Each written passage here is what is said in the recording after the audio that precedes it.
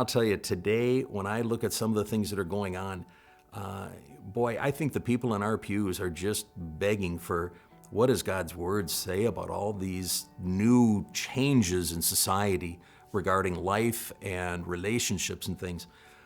So I think the role of Christian Life Resources still is within that realm of what does God's Word say about making correct, proper, ethical decisions, but also understanding kind of the background of what does God's Word say about these things and now applying them to whatever is the current challenge that we face.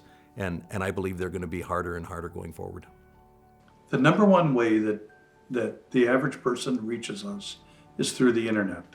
They'll go onto our website, our Facebook page, social media, and they'll ask a question. Christian Life Resources regularly is at congregations.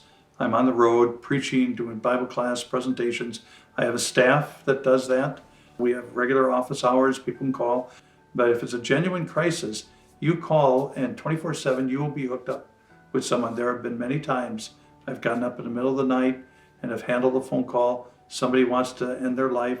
Somebody has found out they're pregnant. Somebody has, faced a hard medical decision in their family, and they just want someone to talk to. I think the important aspect of what CLR does with all of their wonderful volunteers and staff, it is the relationship with people. That doesn't change. It is the relationship with people that they have fostered. It is the relationship with people who are hurting in these areas. It is that relationship that allows for the sharing of the gospel message. That doesn't change. And whatever the issues were, are, or will be in the future, it is still, I believe, CLR's greatest asset is that ability to help people come alongside others, build that relationship, demonstrate care and concern, listen, help people to feel not alone, and use that as that bridge for the gospel. I think that really some of the resources that CLR has are not as fully appreciated as they should be, as far as people thinking, here's where I can go to get cutting edge information and material that people have thought about and will lay it out in language that's familiar to me. I think for a pastor thinking about things, if he looks at this, it speaks the language of a Bible and Jesus believing spiritual leader. The Christian Medical Directive Statement, it's 2 documents. You can download them for free from the website, and they have been customized for all 50 states and a handful of provinces in Canada.